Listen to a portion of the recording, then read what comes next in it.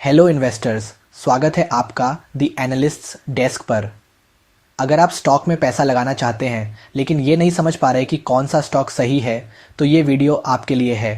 अब ये जानना इसलिए ज़रूरी है क्योंकि ज़्यादातर रिटेल इन्वेस्टर्स सिर्फ प्राइस को देखकर इन्वेस्ट करते हैं। उन्हें न तो कंपनी के बिजनेस का पता होता है, न उसका मार्केट कैप और न ही सेक्टर या उससे जुड़े रिस्क का। Retail investors mostly get attracted to penny stocks which prices ranges from 10 to 50 rupees, and they invest their money thinking it will get double or triple in short span of time. But most of the time it does not happens. Reason being market cap. A 100 crore market cap company can easily gets doubled due to its smaller base of revenue and profit, but a 50,000 crore market cap company will not. It will take time. ये video आपको सिखाएगा how you can analyze any stock, how to understand its business model, whether the stock is fairly valued or not, is the stock worth investing or not। आखिर में बात करेंगे कुछ ऐसे stocks की जो ना सिर्फ फंडामेंटली मजबूत हैं बल्कि इनकी कैश कन्वर्जन एफिशिएंसी भी शानदार है। So let's get started. First segment is company किस सेक्टर में काम करती है। ये इसलिए ज़रूरी है क्योंकि अगर सेक्टर में हेडवाइंड्स होंगी तो चांसेस है कि कंपनी कितना भी अच्छा करे रिटर्न्स लिमिटेड रहेंगे। एग्जाम्पल्स से समझें। In financial year 23 and 24, Nifty Realty Index itself delivered around a 57% CAGR returns. In the same period, उन सेक्टरों के शेयरों ने कुछ इस प्रकार रिटर्न दिया है। Prestige Estates Projects around 160 to 170%, Macrotech Developers 130%, Godrej Properties 100 to 120%, Oberoi Realty 90 to 100%। तो आप समझ ही सकते हैं कि सेक्टर को जानना इतना ज़रूरी है। At the same time, don't invest in sectors that are too hyped in market, news channels and media. Reason being 80% chances are you will not get the stocks at right valuations.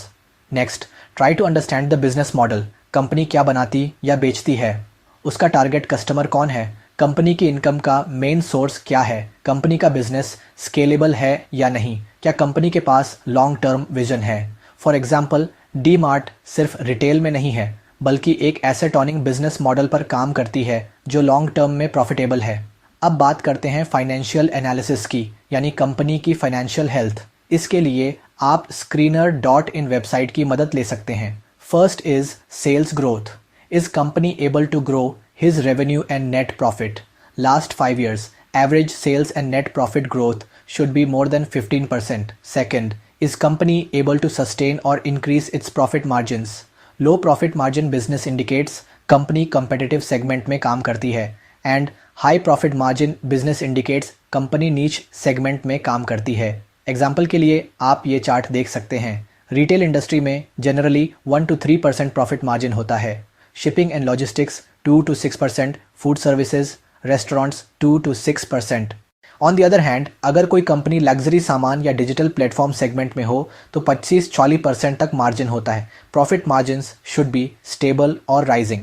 अब बात करते हैं कुछ financial ratios की जो हर investors को check करना चाहिए। First is return on equity, ROE। Average 5 years ROE should be more than 15%। Higher ROE indicates company efficient है, यानी कम इन्वेस्टमेंट में ज़्यादा प्रॉफिट कमा रही है, प्रोडक्ट सर्विस की डिमांड अच्छी है और कंपनी हाई मार्जिन से कमा रही है। ऐसी कंपनियां अक्सर कंसिस्टेंट डिविडेंड देती हैं या ग्रोथ में री इन्वेस्ट करती हैं। इसके ऑपोजिट, अगर लो ROE हैं लेस देन 10% तो चिंता का कारण हो सकता है। इट इंडिकेट्स कंपनी प्रॉफिटेबल नहीं है या कैपिटल एलोकेशन इनएफिशिएंट है। Bonus tip, alone ROE sometimes can mislead you, इसलिए हमेशा ROE को ROCE, डेट टू इक्विटी और प्रॉफिट मार्जिन्स जैसे रेशियोज़ के साथ मिलकर देखना चाहिए। चलो अब बात करते हैं डेट टू इक्विटी रेशियो की। डेट टू इक्विटी रेशियो दिखता है, क्या कंपनी पर बहुत ज़्यादा कर्ज तो नहीं है। Debt to equity always be less than 1। Low debt to equity indicates company की बैलेंस शीट मजबूत है, कंपनी ने कम या ना के बराबर कर्ज लिया है, कैश रिच या हाई मार्जिन बिजनेस है। Third is return on capital employed, that is ROCE। Last 5 years average ROS should be more than 15। ये दिखाता है कि कंपनी अपने total capital debt plus equity का उपयोग कितनी एफिशिएंसी से कर रही है। Next ratio is ROIC, return on invested capital. ROIC एक प्रॉफिटेबिलिटी रेशियो है जो बताता है कि कंपनी ने अपने इन्वेस्टेड कैपिटल से कितना रिटर्न कमाया। आसान भाषा में, कंपनी ने जितना पैसा अपने बिजनेस में लगाया है, मशीन, फैक्ट्री, ऑफिस आदि में, उस पर उसे कितना फ़ायदा हो रहा है। Average 5 years ROIC should be more than 15. Now we will talk about most important ratios without which above mentioned ratios are useless. 1. Operating cash flow and free cash flow. Operating cash flow यानी company अपने core operations से कितना cash कमा रही है। Free cash flow यानी company के पास operating cash flow से बचा हुआ कैश जो वो न्यू प्रोजेक्ट में लगाए, डिविडेंड दे, कर्ज चुकाए, बाय बैक करे। Last 3-5 years operating cash flow should be positive and in growing trajectory. Next is cash conversion cycle and cash flow from operations to sales ratio. It shows how efficiently profit is being converted into cash. Cash conversion ratio of company should be more than 1 or nearly equal to 1, and cash flow from operations to sales ratio should be at least 10%. Now move on to the next part, that is valuation. First is price to earnings ratio. It tells how much investors are willing to pay for 1 rupees of current earnings. PE should be less than industry PE. Second is PEG ratio. PEG ratio एक ऐसा financial ratio है जो किसी stock के valuation को उसके profit growth के साथ जोड़कर देखता है। आसान भाषा में PE रेशियो बताता है कि आप किसी स्टॉक के लिए कितनी कीमत दे रहे हैं। PEG रेशियो ये बताता है कि आप उस ग्रोथ के हिसाब से कीमत ज़्यादा दे रहे हैं या कम। It should be less than 1. Third is price to sales ratio. It should be less than 1. Now let's move to next part of the assessment, which is promoters. Management plays a vital role in growth of business in any company. For example, any business is like a car and management is their driver. अब car कितनी भी अच्छी क्यों ना हो, यदि driver की नियत स्किल्स अच्छी नहीं होगी तो कार का एक्सीडेंट लगभग तय है।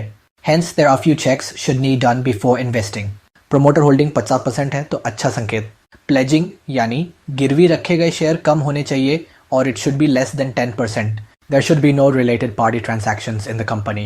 Also check promoters' education, experience in respective field. Past frauds, penalties, regulatory actions या SEBI action नहीं होना चाहिए. Further check do mutual funds, FIIs and top PMS funds hold the stock. इस क्वेरी में हमने कुछ एडिशनल चेक पॉइंट्स शामिल किए हैं जिनकी मदद से हमें हाई क्वालिटी स्टॉक्स को फिल्टर में सहायता मिली है। Average ROE and ROCE more than 25. Company का मार्केट कैप 500 करोड़ रुपए से अधिक होना चाहिए ताकि स्टॉक में मैनिपुलेशन या लिक्विडिटी की समस्या न हो। Last 5 years sales and profit growth more than 25। Debt to equity less than 0.5। जैसा कि आप स्क्रीन पर देख पा रहे हैं, इन फिल्टर्स के आधार पर हमारे सामने आए सिर्फ 6 शानदार stocks. First is Ksolves India Limited, second is Waaree renewables, third is Shilchar technologies, fourth is insolation energy LTD, fifth is Sharda motors and last is supreme power equipment. ये सभी कंपनियां फंडामेंटली स्ट्रॉन्ग, लो डेट और हाई रिटर्न ऑन कैपिटल वाली हैं। तो इन सब में से आपको कौन सा स्टॉक सबसे ज़्यादा पसंद आया, कमेंट सेक्शन में अपनी राय ज़रूर शेयर करें। इनमें से किसी भी स्टॉक में सीधा कूदने से पहले खुद की प्रॉपर रिसर्च ज़रूर करें।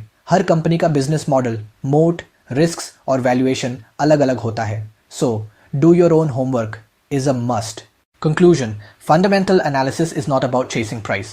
It's about understanding the value behind that price. अगर आप सब पैरामीटर्स को फॉलो करते हो तो आप एक बेहतर निवेशक बन सकते हो। अगर आपको ये वीडियो पसंद आया हो तो लाइक करें, कमेंट करें अगर आपके कोई सवाल हैं और अपने दोस्तों के साथ ये वीडियो शेयर करें। और हाँ, सब्सक्राइब करें दी एनालिस्ट्स डेस्क को ताकि आपको ऐसे और आसान वीडियो मिलते रहें। धन्यवाद। Happy investing.